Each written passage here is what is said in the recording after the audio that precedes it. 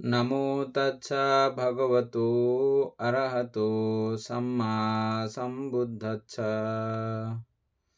জগৎপূজ্য মহাকারুণিক তথাগত সম্যক সম্বুদ্ধ শ্রীচরণে কৃতজ্ঞ প্রণাম নিবেদন করে পূর্ণ পারমিতে অংশগ্রহণকারী সকল উপাসক উপাসিকাগণের নিরোগ দীর্ঘায়ু সুখী জীবন তথা জ্ঞান বিমণ্ডিত জীবন কামনায় শুরু করতে চলেছি আজকের অভিধর্ম চর্চা ক্লাস।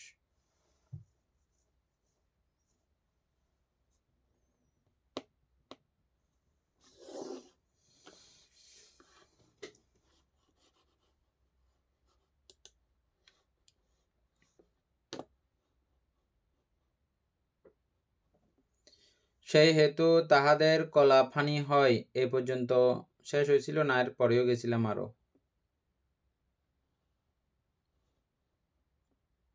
না বানতে এতটুকু আলোচনা হয়েছিল। বানতে এখানে একটু ওই জানতে চাচ্ছি যে এখানে আমরা সাদজ উপাপাদিক সত্যের প্রতিসন্ধির সময় চক্ষু শ্রোত্র ঘ্রাণ জিহ্বা কায় ভাব বাস্তু এই সপ্তদশক অধিক পক্ষে এবং ন্যূন পক্ষে 3 দশক উৎপন্ন হয়। এখানে ওই সপ্তদশক বলতে আমরা জীবিত নবক থেকে শুরু করব নাকি থেকে সেটা একটু বুঝতে।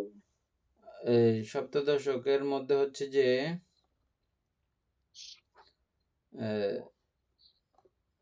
টোটাল ওখানে 10 দশক ইয়া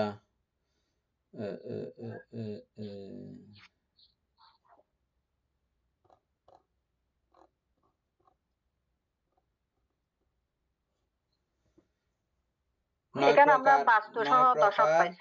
কর্মসমুত্থান কলাপ এর আরো আগে না, রূপসমুত্থান।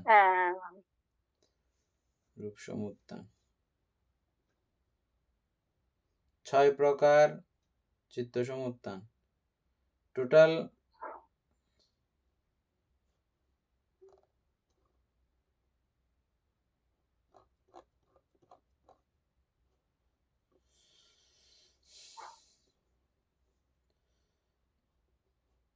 জীবিতেন্দ্রিয় বিনিবার্য 1, চক্ষু দশক, শ্রুত দশক, ঘ্রাণ দশক, জিহ্বা দশক, কায় দশক, স্ত্রী দশক, পুরুষ দশক, হৃদয় দশক, জীবিত নবক। 9 প্রকার। এখানে 9 প্রকার থেকে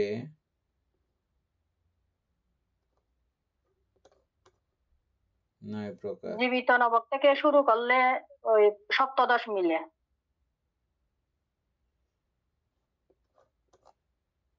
9 থেকে এটা হবে।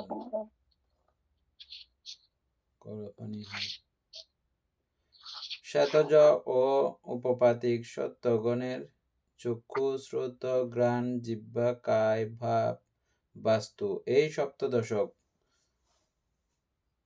তাইলে সপ্তদশক হইলে এটা উপপাতিক এবং শ্বেতজগণের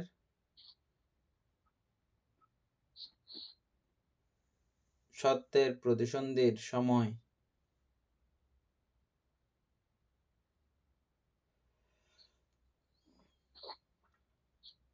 অধিক পক্ষে এটা হয়। এটা প্রতিসন্ধির সময় হয়ে যায় বলতেছে না। হ্যাঁ বানতে সেজন্য এখন কি সমস্যা লাগছে যে এখানে? তারপরে এখানে আমি ন্যূনতম পক্ষে হচ্ছে যে 3টা হতে পারে। 3টার মধ্যে কি কি বাদ গিয়ে ওই 4টা বাদ গেছে। কোনটা কোনটা? চক্ষু শ্রোত ঘ্রাণ ভাব, চক্ষু শ্রোত ঘ্রাণ ভাব এই 4 দশক উৎপন্ন হয় না। এটা বাদ গিয়ে আর বাকি 7টার মধ্যে আর বাকি যে 3টা আছে এই 3 দশক উৎপন্ন হয়, বুঝছেন? হ্যাঁ তাহলে এই 3টা বাদ গিয়ে কোনটা আছে? উপরের ইয়া থেকে 7 যেগুলো বলছে 7-এর থেকে ওইখানে ওগুলো বাদ দিয়ে 4টা বাদ দিয়ে আর বাকি 3টা আর কি? না এটা বুঝছি বানতে ওই এটা সপ্তদশক যেটা বলছে এটা 17 মিলাইতে হবে না আমাদের 17 সপ্তদশক মানে 17 সপ্তদশক মানে 17 না। হ্যাঁ সপ্তদশক মানে 70। আচ্ছা, এটার জন্য বেজালে লাগছেন যে? হ্যাঁ এটা একটু ওই মানে সপ্তদশ মানে আমরা যে হচ্ছে যে 70। উপরে পড়া আসছে সেটা সেই ওই এইগুলা ক্ষেত্রে আরো সপ্তদশ মানে তো 17 হওয়ার কথা। ঠিক আছে, আপনার কথা। সপ্তদশক হ্যাঁ, সপ্তদশক হ্যাঁ এখানে হচ্ছে যে ওই যে চক্ষু দশক এটা 1 দশ শেষ। তো এখানে 7 দশে হ্যাঁ 70 দশক। তো আবার ওই জিনিসগুলো তো প্রায় একই, ওগুলো অষ্টকলাপ তবে সব জায়গায় একই, জীবিতেন্দ্রিয় সব জায়গায় একই। হ্যাঁ হ্যাঁ সেটা বলতেছি যে বানতে এখানে ওই যদি আমরা যদি জীবিত নবকের মধ্যে যদি 9 ধরি হুম 9 ধরলে তারপর চক্ষু সহ মানে চক্ষু দশক তারপর শ্রোত ঘ্রাণ জিহ্বা কায় এইভাবে করে আসলে সপ্তদশক হয় ওই যে ওর দিকে মিলে আমি সপ্তদশক এভাবে মিলিয়ে না? হ্যাঁ এভাবে ও আচ্ছা, মিলাইছি আমি না ওটা মিলাইতে না হবে না। এরকম হবে নাকি ওটা না, আমি বলছি যে এইভাবে। আচ্ছা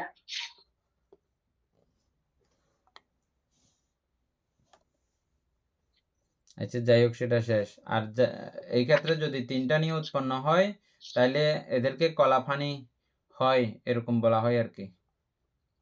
হ্যাঁ বানতে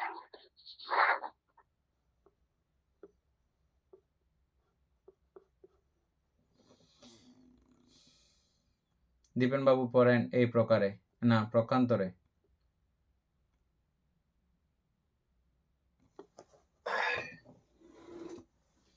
পক্ষান্তরে গর্ভাশয়ের সত্যগুণের কায় ভাব বাস্তু এই 3 দশক উৎপন্ন হয়, কখনো বা ভাব দশক উৎপন্ন হয় না। প্রবর্তনকালে ক্রমে চক্ষু দশকাদি উৎপন্ন হয়। এই প্রকারে প্রতিসন্ধির সময় হইতে কর্মসমুত্থিত রূপকলাপ সন্ততি, দ্বিতীয় চিত্তক্ষণ হইতে চিত্ত সমর্থিত, স্থিতিক্ষণ হইতে ঋতু সমর্থিত এবং পরিপাকের সময় হইতে আহার সমর্থিত কলাপ সন্ততি আমলকে দীপশিখার ন্যায় নদী স্রোতের ন্যায় চাপ বায়ু অবিচ্ছিন্ন ভাবে প্রবাহিত হইতে থাকে। মরণকালে রূপের ক্রিয়া। মরণকালে চ্যুতিচিত্তে সপ্তদশ চিত্তক্ষণ পূর্বে স্থিতিক্ষণ হইতে আর কর্মজ রূপ কলাপ উৎপন্ন হয় না। পূর্ব উৎপন্ন কর্মজ রূপকলাপ চ্যুতি চিত্তক্ষণ পর্যন্ত প্রবাহিত হইয়া নিরুদ্ধ হয়। তৎপর চিত্তজ ও আহারজ রূপকলাপ বিচ্ছিন্ন হয়। সর্বশেষে ঋতু সমর্থিত রূপকলাপ পরস্পরা মৃত কলেবর পর্যন্ত প্রবাহিত হয়। এদের পর্যন্ত সারকথাটা পড়ে ফেলেন। আমরণ জড়শক্তি এই নীতি আচরে, প্রতিসন্ধি হতে পুনঃ এই নীতি ধরে।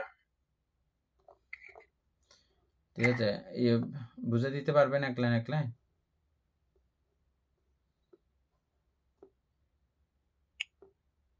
জানতে আমি চেষ্টা করতে হবে, আপনার থেকে সাহায্য করতে পারি কি?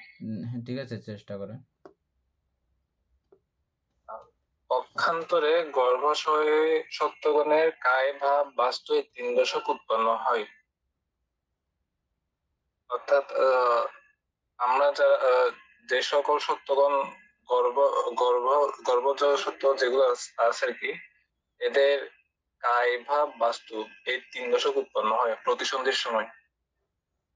এই 3টা থাকে আর কি, দশক, এই 3 দশক থাকে।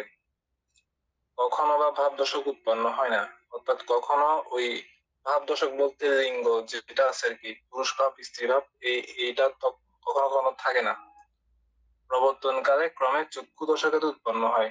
যখন প্রবর্তনকালে বলতে জন্মের পর থেকে সেটা প্রবর্তন বা প্রতিসন্ধির পর থেকে প্রবর্তন ধরে, এটা আস্তে আস্তে মানে চক্ষু দশক সহ আরো অন্যান্য দশক যেগুলো আছে সেগুলো উৎপন্ন হয়।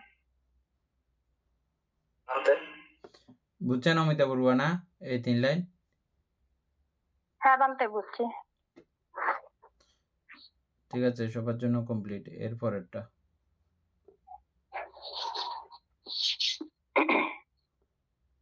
আপনি তারপর একটু বলবেন না?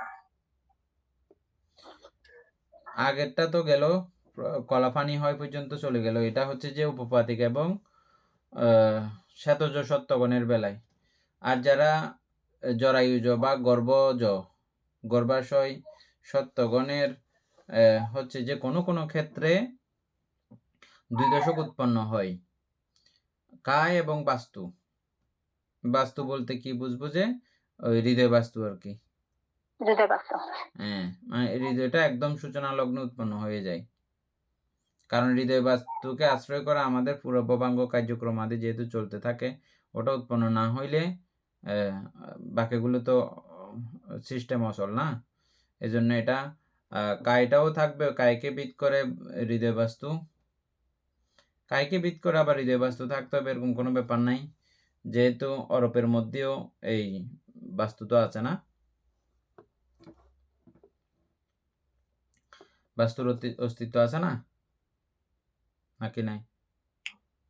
হ্যাঁ মানতে আছে। এটা ওই কামলকের ক্ষেত্রে বলে অরূপলোকে বাস্তু আছে, অরূপলোকে বাস্তু নাই মানতে। অরূপলোকে বাস্তু না থাকলে তাহলে হৃদয় বাস্তুর অস্তিত্ব সেখানে অন্যরকম একটা ব্যাপার আছে। আচ্ছা, সেটা আমরা পরে আলোচনা করব। যাই হোক, এখন গর্ভাশয় সত্যগণের হচ্ছে যে 2টা ন্যূনতম পক্ষে থাকবে, কায় এবং বাস্তু। আর অনেক সময় এই 3টেও থাকতে পারে, স্ত্রী হওয়ার ব্যাপার বা পুরুষ হওয়ার ব্যাপার, এই পুরুষ ভাব বা স্ত্রী ভাব থেকে উৎপন্ন হতে পারে একই সময়ে, সব সময় না। এই 3 দশক উৎপন্ন হয়, কখনো বা ভাব দশক উৎপন্ন হয় না। প্রবর্তনকালে ক্রমে চক্ষু দশক আদি, আর যেগুলো বাকিগুলো আর কি, এগুলো প্রবর্তনকালে আস্তে আস্তে করে যেগুলো গজাইতে থাকে, হাত ঠ্যাং চোখ নাক এভাবে গজাইতে থাকে আর কি, আস্তে আস্তে বড় হইতে থাকে। এরপর একটা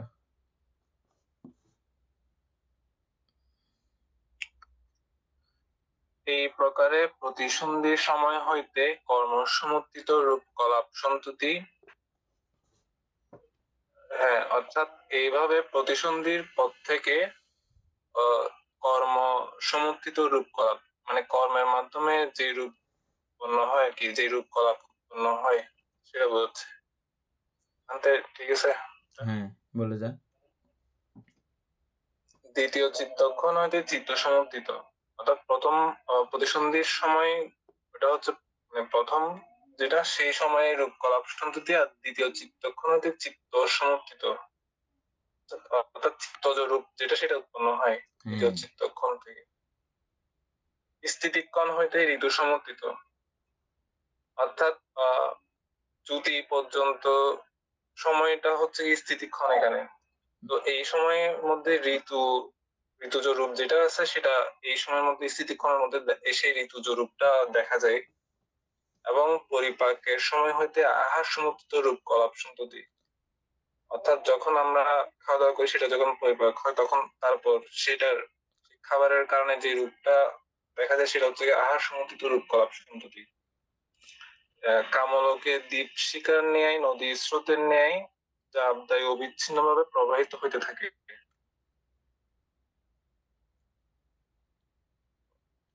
কামলকে দ্বীপ শিকার ন্যায়, এগুলো খুব গুরুত্ব সহকারে বুঝতে হবে এখান থেকে শুরু করে। এগুলো এক দৃষ্টিকোণে এমনি নর্মাল বিষয়, আরেক দৃষ্টিকোণে একদম বিপাশানার চরম পর্যায়ের বিপাশানা বুঝার জন্য অত্যন্ত গুরুত্বপূর্ণ পয়েন্ট এগুলো। বিপাশানা হচ্ছে যে দেহ এবং মনকে কেন্দ্র করে। দেহকে সবিস্তারে চিনতে না পারলে, মনকে সবিস্তারে বুঝতে না পারলে আপনি কাকে নিয়ে বিপাশানা করবেন?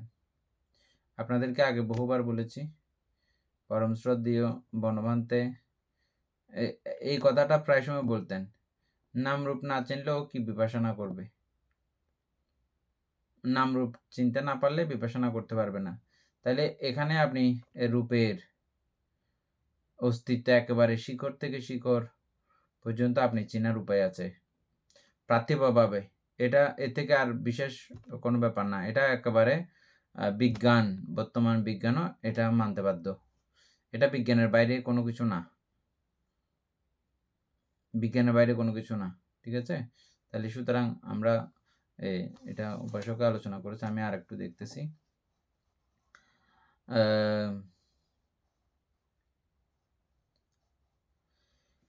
এই প্রকারে প্রতিসন্ধির সময় হইতে কর্মসমর্থিত রূপকলাপ সন্ততি। প্রথম যেটা দেখতে পাওয়া যায়, যে অবস্থাটা দেখতে পাওয়া যায়, এটা ওই রূপটা উৎপন্ন হওয়া, এটা পুরো কর্মের কারণ। এই যে রূপটা উৎপন্ন হলো, এটা কর্মের কারণ। আচ্ছা, আমি আপনাদেরকে প্রশ্ন করি, শুধুই কি কর্মের কারণ?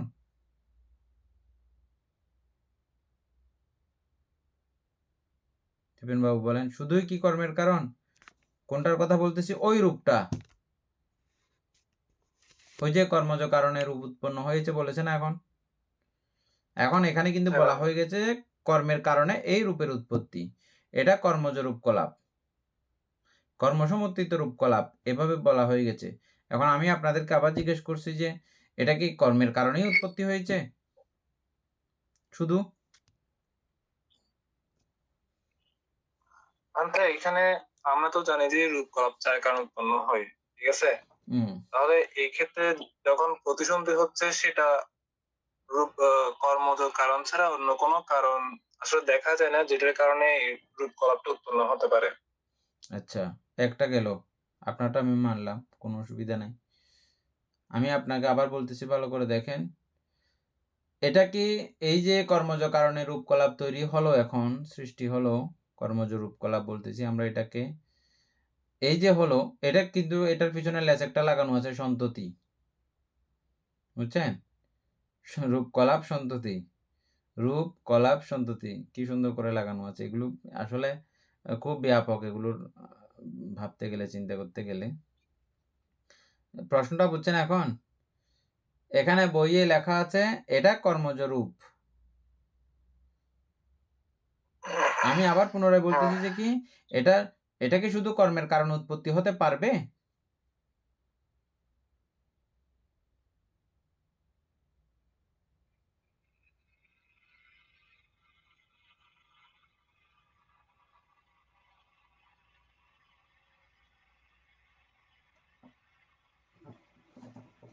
এর চেয়ে বেশি আর চিন্তা করতে হবে না, আমি বলতেছি এটা শুধুমাত্র কর্মের কারণে উৎপত্তি হওয়া সম্ভব না। এই পরিবেশ, আরো যা যা কিছু পরিবেশ, যখন যেরকম এখন পৃথিবীতে মাতৃপিতৃ সম্ভূত জরায়ুজভাবে উৎপন্ন হতে হয়, এখন এই সময় পৃথিবীতে এই মানুষ হওয়ার জন্যে বা মানুষের এই রূপকলাপ সৃষ্টি হওয়ার জন্যে এই পরিবেশটা এখন লাগবে। মানে ওর মনে করেন বান্দর হিসেবে জন্মগ্রহণ করার কথা, বান্দরের প্রজাতি যদি সেভাবে না থাকে, ওর জরায়ুজভাবে ওইভাবে ওই সিস্টেমগুলো ও না পাইলে ওরকম যে হতে পারবে এরকম কোনো কথা নাই।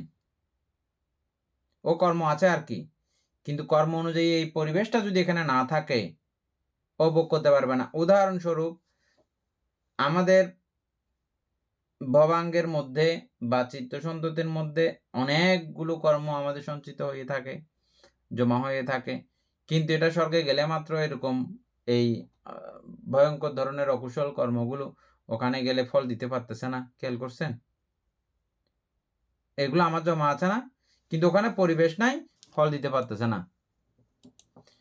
ঠিক এখানেও শুধুমাত্র কর্মের জন্য এই কর্মজ রূপ তৈরি হবে এমন কিন্তু না, কর্মের দ্বারা শুধু সেটা সম্ভব নয়, কর্ম ছাড়াও আরো পারিপার্শ্বিক যা যা কিছু লেগেছে, মায়ের ইচ্ছা শক্তি, বাবার ইচ্ছা শক্তি সহ, ওই অনুকূল ওয়েদার, অনুকূল পরিবেশ সহ সব কিছু মিলেমিশে যা যা কিছু, এখানে কোনো কিছু লাগার কোনো শেষ নেই, অনেক কিছু প্রয়োজন হয় এই একটা মাত্র এই রূপকলাপ তৈরি হওয়ার জন্য, কর্মজ রূপকলাপ তৈরি হওয়ার জন্য অনেক কিছু প্রয়োজন হয়। তখন সঙ্গে সঙ্গে এটা বুঝলে মাত্র, আমি কেন এটাকে এত গুরুত্ব দিচ্ছি, এটা বুঝলে মাত্র হায় রে হায়, আমার সেই ছোট্টকালীন এক ফোঁটা এটা দেখাও যাবে না অণুবীক্ষণ যন্ত্র ছাড়া। অত ছোট একটা অবস্থা তৈরি হওয়ার জন্য এত বিশাল অনেক কিছুর সাহায্য সহযোগিতা নিয়ে এটার উৎপত্তি, এটার সৃষ্টি। আমি যেই ছোট অবস্থা থেকে আমার তৈরি বা সৃষ্টি, ওই ছোট অবস্থা যেটাকে একদম অণুবীক্ষণ যন্ত্রকে জুম করলে না করলে পর্যন্ত ওটা দেখা যায় না, এত ছোট। জুম করলে তখন দেখা যায় ওটা এত ছোট আকারে আমাদের সৃষ্টি বা জন্ম হয়। আর ওই অবস্থাটা প্রাপ্ত হওয়ার জন্য শুধু যে আমার কর্ম দায়ী এটা কিন্তু না, আরো পারিপার্শ্বিক আরো যত কিছুর প্রয়োজন। সায়েন্সের ছাত্রছাত্রীকে বা বিজ্ঞানীগণকে বললে ওরা আরো অনেক কিছু বলবে, কিন্তু বৌদ্ধ দার্শনিকগণ যারা কায়িক বিজ্ঞানে পুঙ্খানুপুঙ্খানুভাবে যারা গবেষক, তারা বললে আরো বিস্তারিত অনেক ধরনের ব্যাখ্যা তারা দিয়ে দেবেন। এখানে এই বিষয়ের সমুপস্থিতি ছিল বলে এটা এ পর্যন্ত আসা সম্ভব হয়েছে, আসতে পেরেছে।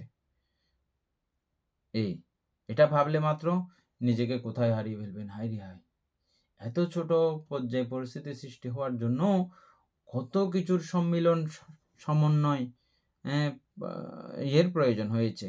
কোথায় আমি, কোথায় কি, আমার এখানে অহংকারে টিকা যাচ্ছে না, অহংকারে খাওয়া যাচ্ছে না, হ্যাঁ, অথচ কিসের মধ্যে কি। মাঝে মধ্যে এগুলো আমরা ভাববো, চিন্তা করব, তাহলে এগুলো বিপাশানার অঙ্গীভূত জ্ঞান বা বিপাশানার সমকক্ষীয় সমপর্যায়ী জ্ঞান, এগুলো আমরা ভাববো। হ্যাঁ, ভাবলে মাত্র মাঝে মধ্যে নিজেকে নিজেই জায়গা দিতে পারবো না। যা যা কিছু নিয়ে আমাদের মন খারাপের ব্যাপার তৈরি হয়, উপস্থিত হয়, এগুলো নিমিষের মধ্যে মন খারাপ না, আরো এর থেকে ভয়ঙ্কর ধরনের খারাপ কিছু আসলেও এগুলো জায়গা পাবে না আপনার মনের মধ্যে, সঙ্গে সঙ্গে কোথায় যেন হারিয়ে যাবে।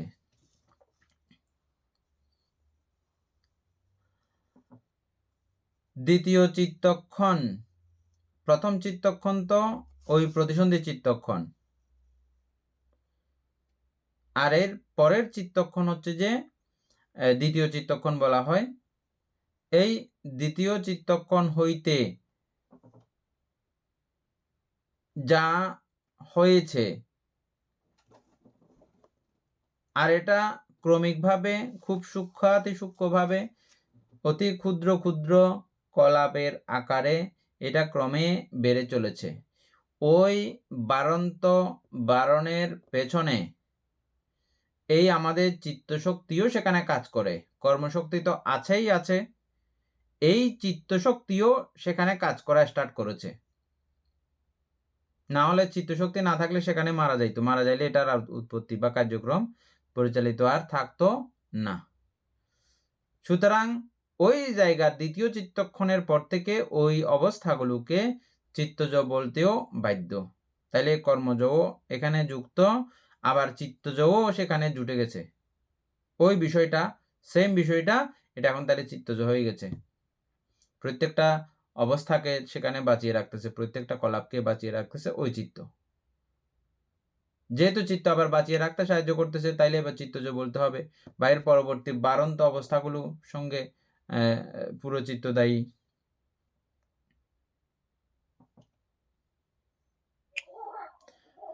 আরেকটা কথা আছে মাঝখানে, আমরা যেটা কর্ম বলতেছি এটাও একটা চিত্তেরই অংশ, বা ওটাও একটা চিত্ত, বুঝছেন? তাহলে সেই দৃষ্টিকোণ থেকেও ওটাও চিত্ত প্রক্রিয়াই বটে। উপাসক বলেন। হ্যাঁ, আমি আসলে এই প্রশ্নটাই করতে চাচ্ছিলাম, কারণ কর্মসমর্থন কলাপের মধ্যে তো যেটা পাচ্ছে অভিনির্বাচ্য রূপ, সেটা চিত্ত সমর্থন কলাপেও আছে।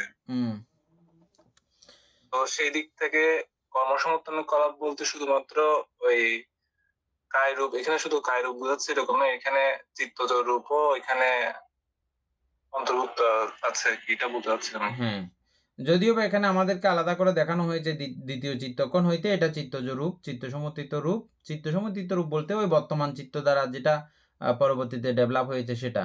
আর প্রথম যেটা কর্ম বলতেছি ওটাও কিন্তু একটা চিত্তই, নাকি না? সুতরাং ওটাও চিত্তজ রূপ বললেও কোনো রকমের অসুবিধা কিছু নাই, কিন্তু আমরা বোঝার সময় এভাবেই আমরা বুঝতে হবে।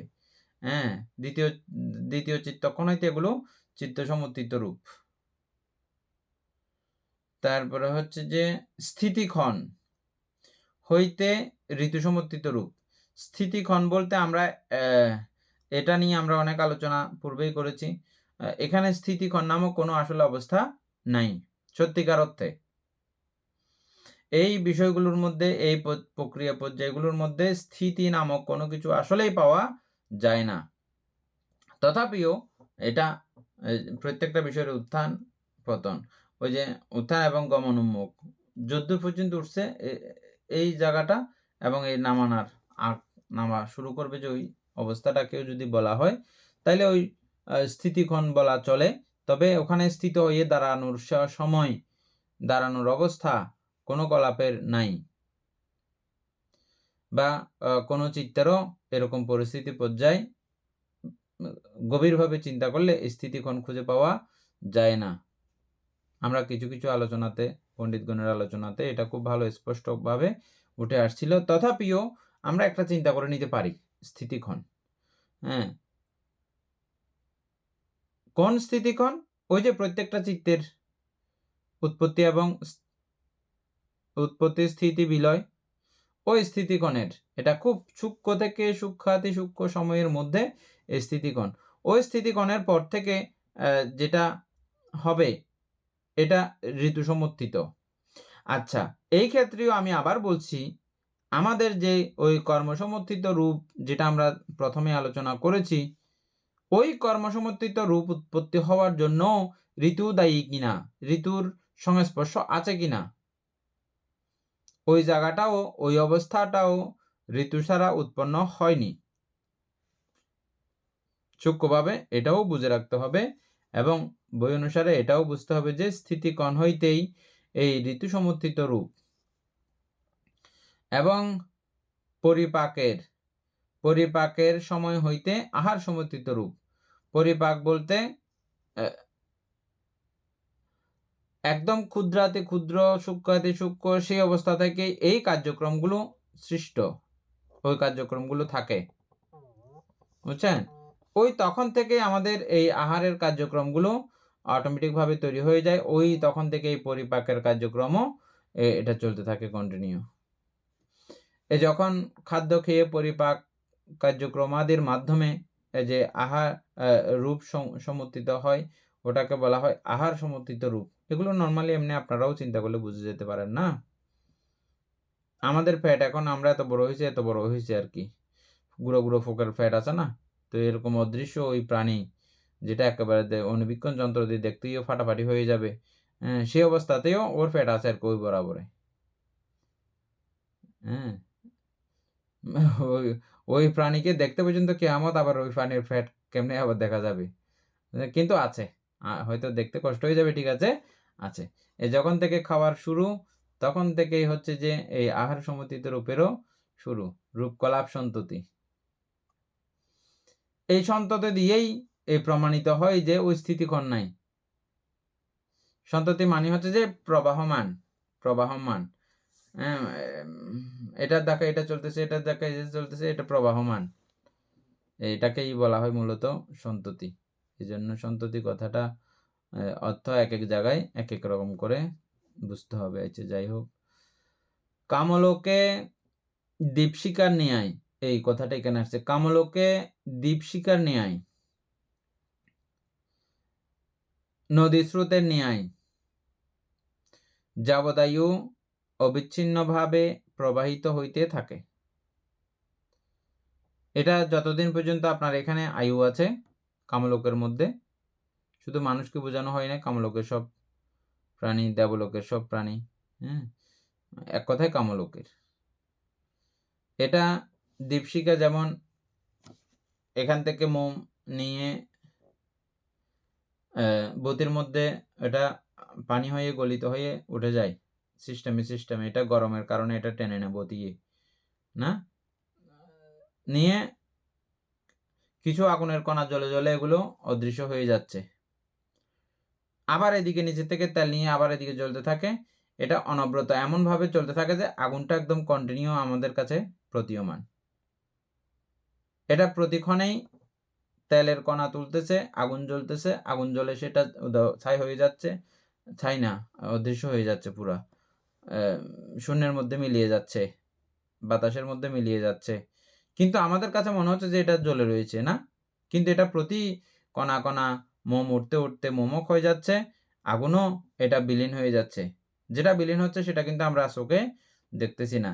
ঠিক সেইভাবে আমাদের এই জীবদেহে তথা কামলোকের দেহের মধ্যেও আহারের মাধ্যমে, চিত্তের মাধ্যমে, কর্মের মাধ্যমে, ঋতুর মাধ্যমে উৎপত্তি, প্রত্যেকটা কণা উৎপন্ন এদিকে হচ্ছে, আবার এদিকে বিলয়ও ওই একই রূপে অগ্নিশিখার মতো অথবা ওই নদী প্রবাহের স্রোতের মতো করে এটা উৎপত্তি এবং ধ্বংস কিন্তু হয়ে যাচ্ছে।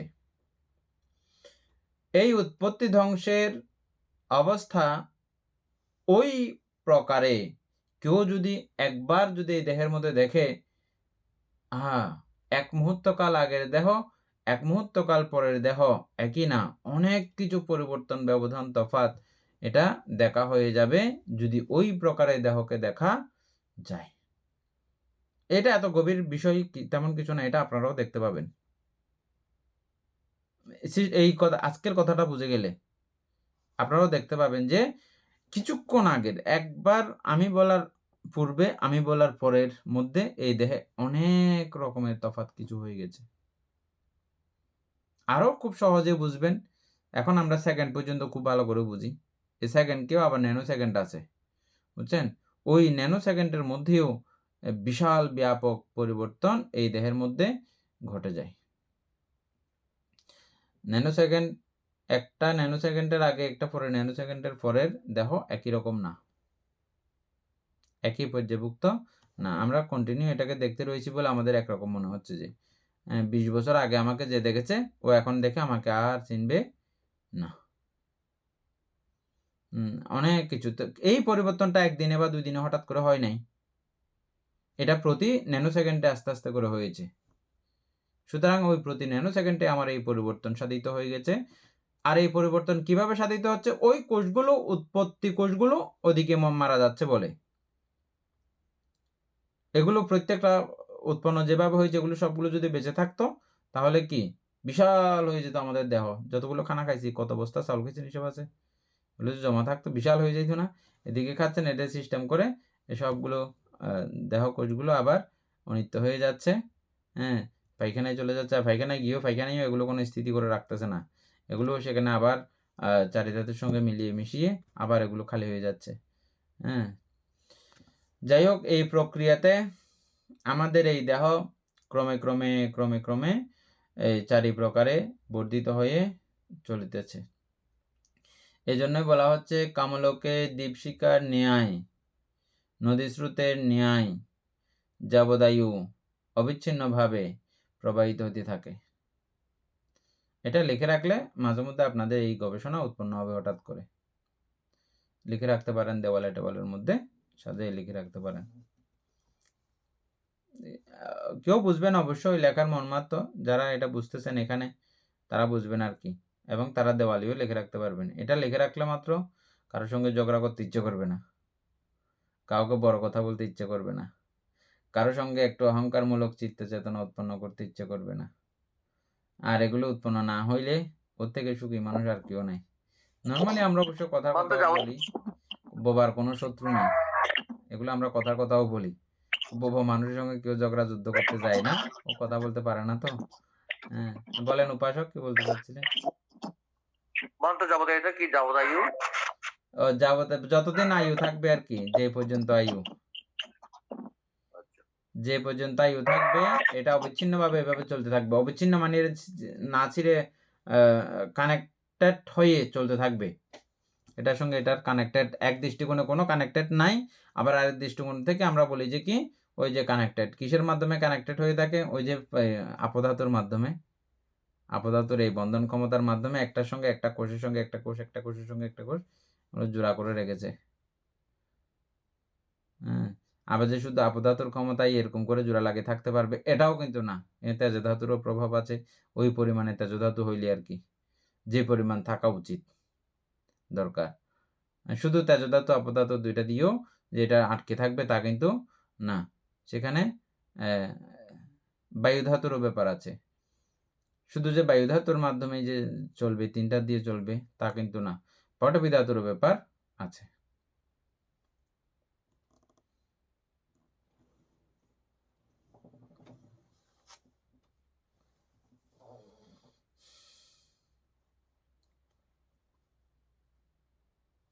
উপাসক তারপরে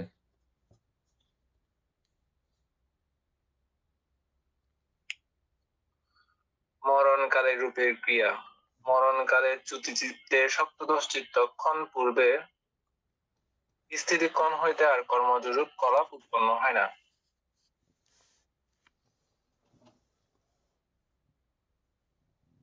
বুঝছেন তো না এটা? তাহলে আমরা উপরে বলছি স্থিতিক্ষণের থেকে ঋতু সমুদ্রিত রূপ কলাপ উৎপন্ন হয়, এখানে বলতেছে কর্মজরূপ কলাপ উৎপন্ন হচ্ছে।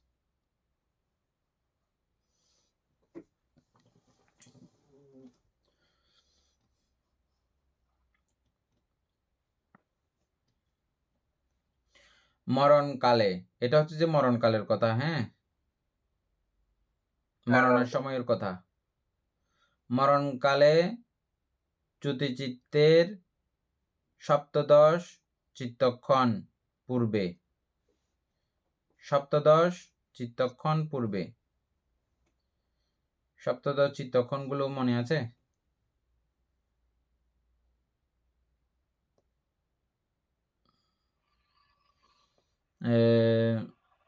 অতীত ভবাঙ্গ থেকে শুরু করেন তো অমিতে পূর্ব।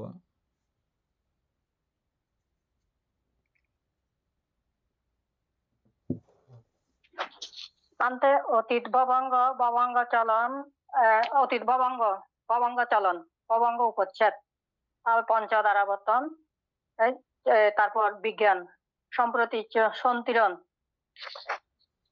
তারপর ব্যবস্থাপন, জবন, জবনের মধ্যে 7।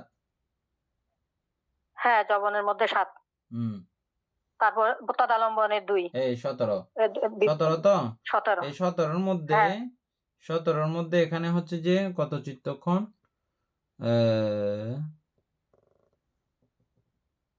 সপ্তদশ বলছো তো। তার মানে লাস্টের যেই কার্যক্রম, যেই চিত্তের কার্যক্রম, এই লাস্টের চিত্তের কার্যক্রমের আগে, বুঝছেন? মানে এক চিত্ত আগের কথা, এক চিত্ত আগের কথা। মানে সর্বোচ্চ তো এমনিতেও 17 চিত্তক্ষণ, এর তো পরে না, এর তো বেশি না। একদম বেশি থেকে বেশি হইলেও 17 চিত্তক্ষণের উপরে কি হয় কোনোটা? না, 17 লাস্ট। তাহলে এই সপ্তদশ চিত্তক্ষণ পূর্বে স্থিতিকোণ হইতে,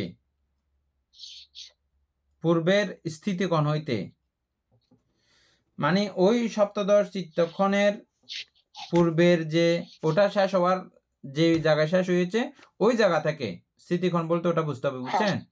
ওই জায়গা থেকে দিবেন, ও বুঝছেন আশা করে।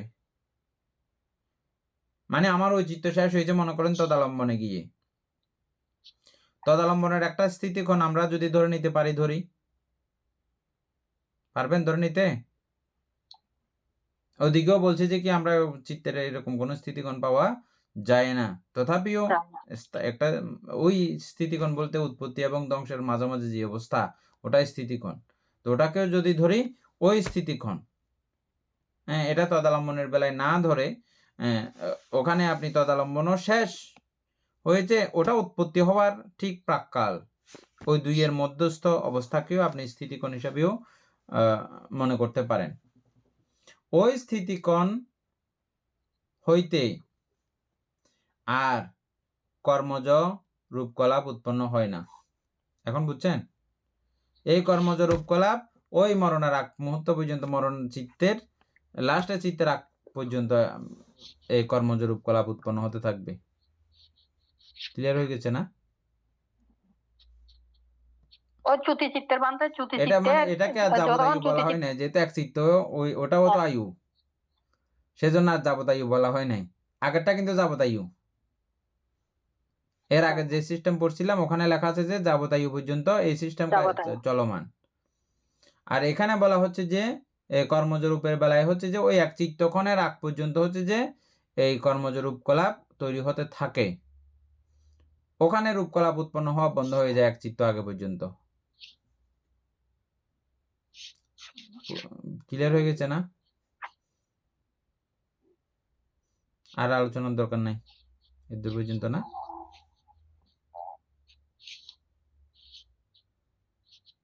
থাকলে বলেন। বান্ধে এখানে চ্যুতি যখন মরণ মৃত্যু আসন্ন হবে, চ্যুতিটা চ্যুতি হওয়ার সপ্তক্ষণ এর আগে মানে সপ্ত চিত্তক্ষণ পর্যন্ত থাকে। যখন মানে চ্যুতি মরণ মানে একদম মৃত্যুর মুখোমুখি হবে, চিত্তটা মানে মৃত্যুর মুখোমুখি, ওই সময় একটু করে স্থিতিক্ষণ মানে উৎপন্ন হবে। এখানে আর মানে এখানে আর কর্মের কোনো চিত্তক্ষণ বলতে কোনো কোনো চিত্ত তো আপনার কয়েকটা অবস্থা দিয়েও একটা চিত্তের কার্যক্রম শেষ হয়ে যায়। হ্যাঁ, বুঝছেন? চিত্ত কার্যক্রম যতক্ষণই হবে হোক না কেন, এখানে বলা হচ্ছে যে 17 চিত্তক্ষণ আগে এই কর্মজ রূপ উৎপন্ন হওয়া বন্ধ হয়ে যাবে, কর্মজ রূপকলাপ উৎপন্ন হওয়া বন্ধ হয়ে যাবে, আর উৎপন্ন হবে না।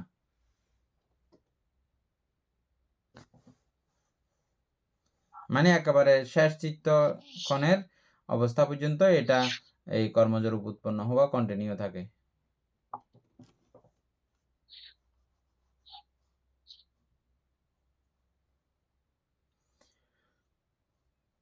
হয় না? পূর্বোৎপন্ন কর্মজ রূপকলাপ চ্যুতিক্ষণ পর্যন্ত প্রবাহিত হইয়া নিরুদ্ধ হয়।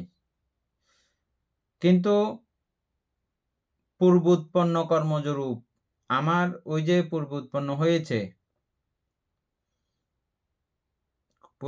হয়েছে মানে ওই যে একদম প্রথম কালে যেটা উৎপন্ন হয়েছে সেটা, প্রতিসন্ধির সময় যেটা উৎপন্ন হয়েছে সেটা,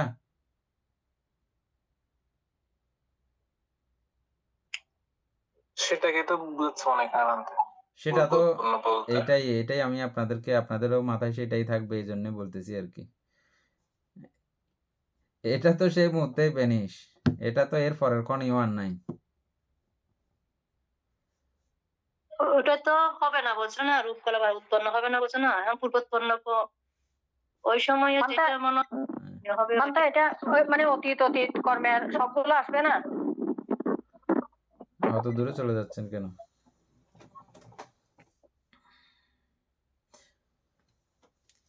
দীপেন বাবু আবার ভালো করে বুঝেন।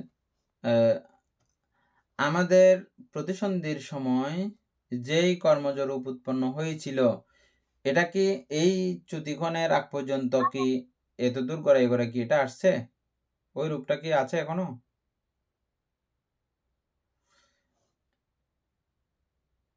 এটা এমন এক প্রক্রিয়া, নদীর স্রোত আগুনের শিখা, মোমবাতির শিখা বা বাতির শিখার সঙ্গে তুলনা করেছে কেন? কিছুক্ষণ আগের এই এক মুহূর্ত কাল আগের আগুন, পরের আগুন, এটা আপনি এক বলতে পারবেন না। এটা অন্য তেলকণা নিয়ে, অন্য মোমকণা নিয়ে এটা আবার জ্বলতেছে যে পুনরায়।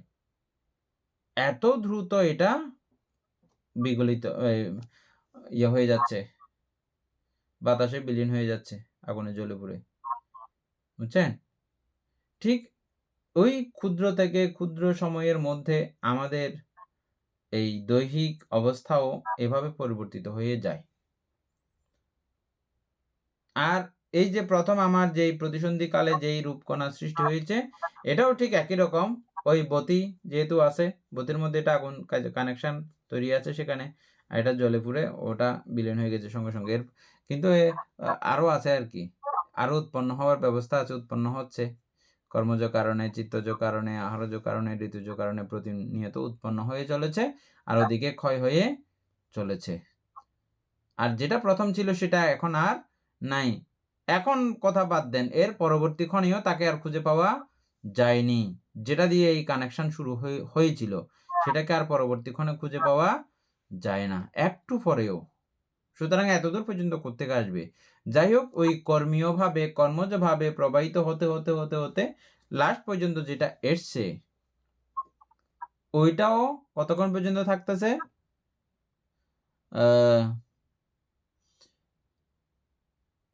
পূর্ব উৎপন্ন, মানে এর প্রবাহিত হইতে হইতে লাস্টের কার্যক্রমে যে পূর্ব উৎপন্ন একটু আগে আর কি, ওই সপ্তদশ চিত্তকণের আগে যেটা উৎপন্ন হয়েছে, পূর্ব উৎপন্ন কর্মজ রূপকলাপ চ্যুতিক্ষণ পর্যন্ত প্রবাহিত হইয়া নিরুদ্ধ হয়। ওই চ্যুতিক্ষণ পর্যন্ত এটা প্রবাহিত হয়, তাও মানে এভাবে কন্টিনিউ ইয়ার মাধ্যমে ক্ষয় হচ্ছে আর উৎপন্ন হচ্ছে না। ক্ষয় হচ্ছে কিন্তু এই সময়ের মধ্যেও, কিন্তু আর উৎপত্তি হচ্ছে না, উৎপত্তি হওয়া বন্ধ হয়ে যায় 1 চিত্তক্ষণ, এই 17 চিত্তক্ষণ আগে বন্ধ হয়ে তারপরে কর্মজ রূপ কলাপ চ্যুতিক্ষণ পর্যন্ত প্রবাহিত হইয়া নিরুদ্ধ হয়। বুঝছেন এদূর পর্যন্ত না?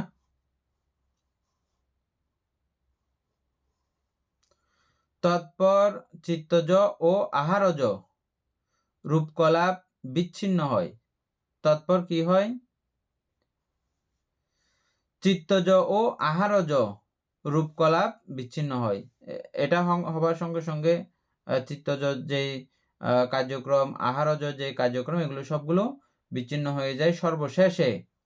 সর্বশেষে ঋতু সমর্থিত রূপকলাপ পরস্পরা মৃত মৃত কলেবর পর্যন্ত প্রবাহিত হয়। ঋতু সমর্থিত রূপকলাপ, এটা একদম ওই ইয়া পর্যন্ত, মানে দেহ যতক্ষণ থাকবে ততক্ষণ কলেবর আর কি, কলেবর মানে দেহ, মরা দেহ যতক্ষণ থাকবে ততক্ষণ এটা প্রবাহিত হইতে থাকবে ওই ঋতুর মাধ্যমে ফুঁচিয়া গলিয়া যেভাবে যেরকম চলে আর কি, প্রবাহিত হইতে থাকে। হ্যাঁ, আজকে এই পর্যন্ত থাকুক সারকথা এবং এই নিচের 2 লাইন আবার কালকে আলোচনা করব। সদ্ধর্মপ্রাণ প্রিয় উপাসক উপাসিকা বৃন্দ, এতক্ষণ যাবৎ আমরা অভিধর্ম সংগ্রহ আলোচনা করেছি। এতে আমাদের অপ্রমেয় পুণ্য সাধিত হয়েছে। এই পুণ্য রাশি অনন্ত চক্রবাসী সত্যগণকে দান করছি, গুরুহান্তিদিওকে দান করছি, মাতা পিতাগণকে দান করছি, এবং এই পুণ্যের কাছে আমরা প্রত্যেকে প্রার্থনা করব নির্বাণ লাভ অবধি অসৎ ব্যক্তি মূর্খ ব্যক্তি পাপ মিত্রের সংসর্গ লাভ না করে সদা সর্বদা জ্ঞানদর্শী কল্যাণ মিত্রের সান্নিধ্য সংসর্গ লাভ করতে সক্ষম হই। এইরূপ সাধু কামনা পোষণ করে আজকের মতো ক্লাস এখানে সমাপ্ত করছি। সাধু সাধু সাধু ও কাশা